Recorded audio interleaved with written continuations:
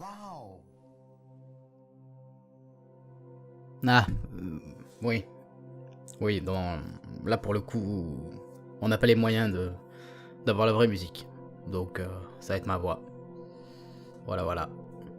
C'est pas la meilleure intro de tous les temps. Voilà. Générique, qui lui pour le coup est beaucoup moins cher.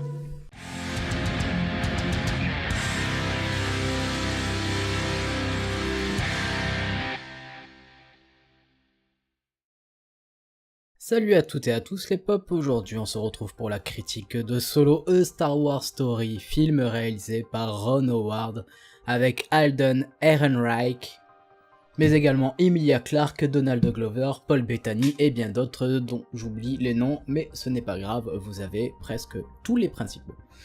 Alors, Rogue One, de quoi ça s'agit? C'est l'histoire de la jeunesse du célèbre contrebandier Han Solo, de sa rencontre avec Chewbacca, Lando Calrissian, mais également de la découverte du Millennium Condor, seuls les vrais le savent. Voilà, c'est à peu près tout ce qu'est Solo A Star Wars Story. Non, vous inquiétez pas, je vais vous en dire plus. Comme à notre habitude, la vidéo se décomposera en deux parties. D'abord une partie non spoil, bien joué, tu as bien suivi, c'est bien un bon point pour toi derrière ton écran, et d'une partie spoil, donc si vous avez pas vu le film encore, vous pouvez rester. Ça sera indiqué dès qu'on passera dans la partie spoiler. Restez bien jusqu'à la fin de la vidéo, on parlera du sujet de la semaine prochaine et de la semaine d'après, car ils seront liés, vous comprendrez tout à la fin.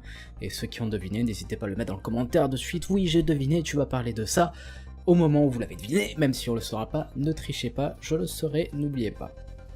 Alors, pour la partie non spoil de Solo A Star Wars Story, je vais éviter de vous raconter l'histoire car je trouve les 30 premières minutes intéressantes. Il y a d'ailleurs dans ces 30 premières minutes, un film que moi-même j'aurais voulu voir, mais qui est rushé, et hélas, que je n'ai pas pu savourer. J'en toucherai évidemment un petit mot dans la zone spoiler, donc si vous avez vu le film, on pourra en discuter, évidemment, pas en direct, hein, ça ne marche pas comme ça, toi-même tu sais. Alors, mon avis, bref, et concis. Est-ce que j'ai aimé ou non Solo A Star Wars Story? Ah bah non, voilà, merci, au revoir. Non, je rigole, restez, c'est une blague. Non, hop, assieds-toi sur ta chaise, toi. Très bien. Non, évidemment, on va développer un peu plus ça. Non, je n'ai pas aimé Solo Star Wars Story, alors je veux pas faire comme tous les critiques qui le bâchent à 100%, il y a quand même 2-3 trucs à sauver, mais on est bien sur 2-3 trucs sur un film de je ne sais plus combien de temps, c'était beaucoup trop long, j'ai failli m'endormir. Alors, qu'est-ce que quoi qui ne va pas dans ce film? À mon sens, les personnages. On va essayer de structurer un peu tout ça. Pour Han Solo, donc Alden Ehrenreich, je vous en prie, défoulez-vous dans l'espace commentaire. Comment tu peux massacrer son nom? Mais c'est pas possible, mais mon dieu, mais pendez-le. Calmez-vous. Je sens beaucoup de haine en vous, hein, oubliez pas, ça peut mener au côté obscur, tout ça, vous êtes au courant. Alors pour moi, ce personnage-là, il a été énormément critiqué, je pense que c'est une erreur de direction d'acteur. Je pense qu'il a été très mal dirigé. Que voilà, ils n'ont pas réussi vraiment à tirer tout son potentiel parce que on sent à des moments qu'il a ce potentiel, mais ça va pas. Je vais pas m'étendre sur le sujet de est-ce qu'il le joue bien, est-ce qu'il le joue mal, est-ce que c'est Harrison Ford bis. Voilà, c'est au bout d'un moment, le personnage a aussi évolué au fil des années, donc ça peut pas être une copie conforme de Han Solo. Il faut bien en être conscient, mais voilà. Est-ce qu'il fait le café? À peu près, c'est pas fou. Un exemple, le personnage de Donald Glover, c'est-à-dire de Lando Calrissian dans le film, est beaucoup mieux travaillé, beaucoup mieux écrit, et je trouve qu'il tire beaucoup mieux son épingle du jeu. J'aime bien cette expression, ça ne veut absolument rien dire. Emilia Clarke, voilà, c'est la Khaleesi de Game of Thrones, inexistante. Non, je n'aime pas. C'est dommage parce que elle, je l'aime bien, mais son personnage, je l'aime pas. Enfin bref. Et Paul Bettany, le méchant, évidemment c'est le méchant parce que c'est celui qui a le visage un peu bariolé. Alors lui, on a vraiment l'impression qu'il savait pas où aller. Il savait pas où aller, il savait pas s'il allait faire quelqu'un d'extravagant, quelqu'un de vraiment très méchant, de cruel, alors on sait pas, on hésite, hein, on y reviendra peut-être dans la zone spoiler, mais voilà, il savait pas trop comment le jouer, mais bon, on a l'impression que c'est une généralité dans le film. La mise en scène est plate, plate. Ron Howard est un exécutif sur ce projet. Il n'a pas apporté sa patte, voilà, il est là pour accomplir sa commande. Il a remplacé les deux réalisateurs de 21 Jump Street, 22 Jump Street et Lego La Grande Aventure. Sûrement une histoire de divergence artistique entre guillemets avec les studios. Donc voilà, il a remplacé, apparemment il a reshoot une bonne partie du film. Pourquoi faire hein, si c'est pour en arriver là, c'est dommage. Donc mise en scène plate, très peu inspiré, de belles images évidemment, les effets spéciaux sont toujours au top, mais très peu inspiré, donc on retiendra pas la mise en scène. Les scènes d'action sont plutôt correctes, après le film est un Star Wars, donc forcément, en plus centré sur Han Solo, donc on a une forte connotation cowboy, voilà, c'est à la base Star Wars, ça s'inspirait des films de Kurosawa. Donc on retrouve cette inspiration là, donc les scènes sont des redites de tout ce qu'on a vu à peu près 1000 fois dans tous les autres films. Donc on a la scène du train, donc c'est dans la bande-annonce, pas de panique, je spoil pas, tu peux toujours rester. Donc voilà, c'est des scènes qu'on a déjà vues ailleurs, parfois mieux fait même, donc très peu d'intérêt sur les scènes d'action. On a quelques beaux paysages, quelques belles scènes, mais c'est très rare, très difficile de donner un crédit à ce film et de dire ok vous pouvez aller le voir.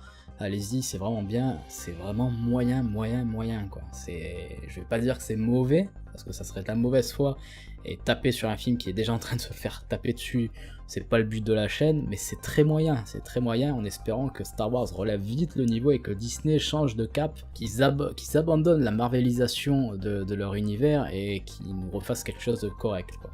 Donc pour mon avis sans spoiler, non, c'est pas un bon film, il ne mérite pas d'être vu au cinéma. Il mérite vraiment qu'on envoie un message fort à Disney en disant c'est pas ça qu'on veut. C'est pas un appel au boycott, mais vraiment que les résultats se fassent sentir et que Disney tire vraiment le frein à main et dise ok, on va changer de cap et on va essayer de faire un peu moins de films et mieux. Après ça paraît bateau à dire, de dire on privilégie la qualité à la quantité, mais c'est bête, mais c'est ça. C'est ça. Bref, c'était pour la partie sans spoiler, on va directement passer à la partie avec spoiler, donc si vous n'avez pas vu le film, parce que là ça va gravement spoiler, vous pouvez y aller voir le film, n'oubliez pas de revenir à la fin de la vidéo pour avoir le sujet de la semaine prochaine et de la semaine d'après. Je vous souhaite un bon visionnage si jamais vous comptez aller voir ce film. Donc, zone spoiler.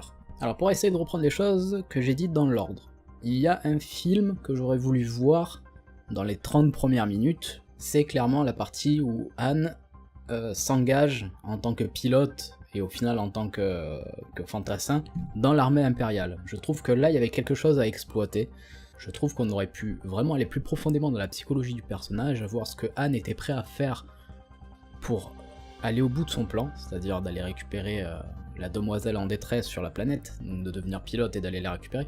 Jusqu'où était-il prêt à aller? Vraiment de jouer sur le côté contrebandier, donc ni du côté bon ni du côté mauvais. Et là il y avait quelque chose à exploiter, et le problème c'est que ça a été cut et surcut, et c'est un passage qui doit durer montrement 10 minutes. Et c'est dommage, ça c'est un film que j'aurais vraiment voulu voir, quitte à faire 2 films, alors là Disney aurait été content, mais bon, c'est pas la direction qu'ils ont empruntée, c'est mes envies à moi. Mais voilà, si effectivement vous aussi ça vous a un peu fait cette sensation là de dire ah tiens ça c'est quelque chose que j'aurais voulu voir, n'hésitez pas également à me le dire dans les commentaires, qu'on en discute. Donc ça c'était pour le premier point. Second point, nous avions Emilia Clarke, donc le love interest de Han Solo, qui pour moi est inexistant, très mal construit, et alors cette fin qui va faire hurler tous les fans de Star Wars. Ils ont essayé de jouer sur l'ambiguïté donc du personnage d'Emilia Clarke, à savoir est-ce qu'elle est méchante, est-ce qu'elle est gentille, mais ça ne fonctionne pas du tout, ils sont pas allés assez loin dans l'ambiguïté, enfin j'ai l'impression que tout ce qu'a essayé ce film, ils ne l'ont pas essayé suffisamment loin, ils n'ont pas poussé les choses en fait. Et donc ça ne fonctionne pas, ça ne fonctionne complètement pas. Et alors, le truc le plus what the fuck, c'est l'apparition d'un Seigneur Sith en hologramme. Je vais éviter de vous contextualiser la scène, pour quand même garder, même si vous l'avez vu, ou si vous êtes juste dans la partie spoiler, mais que voilà, vous vous en fichez un peu du film. Si un jour vous le voyez, au moins vous conservez un peu de mystère. Mais l'apparition d'un Seigneur Sith à la fin de la race des Sith, justement, la Darth Maul, donc avec les cornes, peinture rouge et noire, et un double sabre. Alors il sort son double sabre, on sait pas trop pourquoi, c'est juste Je pense qu'il trouvait que ça faisait dark quand même sur l'hologramme. Moi franchement, il y a un moment où je... ouais non mais non en fait non. Je trouvais ça mais hors sujet et hors propos. C'était... voilà. J'en dirai pas plus dans la zone spoiler, on peut en discuter dans les commentaires, n'oubliez pas d'utiliser des petits tags spoilers si jamais vous voulez qu'on discute de ça, et que comme ça les gens qui n'ont pas encore vu le film ne se fassent pas spoiler les pauvres. Donc voilà, c'était la partie spoiler, hein, juste pour revenir sur 2-3 points. En règle générale, je vais un peu me répéter par rapport à ce que j'ai dit avant, pour moi ce n'est pas un film qui mérite d'être vu au cinéma, n'allez pas le voir, gardez votre argent pour aller voir autre chose. Parce que ce film ne le mérite clairement pas. Et oui, petite parenthèse, j'ai oublié Woody Harrelson, mais c'est un peu volontaire, parce que je trouve que depuis quelques temps, il s'enferme dans le même personnage, et que ça commence à m'énerver de voir toujours Woody Harrelson, qui a le même rôle en fait. J'ai l'impression qu'il passe d'un film à un autre en gardant le même style. Un peu comme on pourrait avoir un Christopher Waltz, passer d'un James Bond à un Django, mais garder le même rôle. Voilà, c'est un peu le même délire, et pour le coup ça m'intéresse pas d'en parler dans cette critique, quoi. Il y a déjà suffisamment de points négatifs, on n'est pas là pour bâcher le film non plus, donc voilà, on va s'arrêter là pour Solo A Star Wars Movie. J'espère que cette critique vous a plu. Pour la semaine prochaine, l'actu ciné sera un peu limitée, donc en prévision de la sortie de Jurassic World 2, qui sera réalisé par Juan Antonio Bayona, qui est un réalisateur que j'affectionne tout particulièrement. La semaine prochaine, vidéo spéciale sur Juan Antonio Bayona. Je sais pas pourquoi je le dis avec l'accent, c'est pas grave.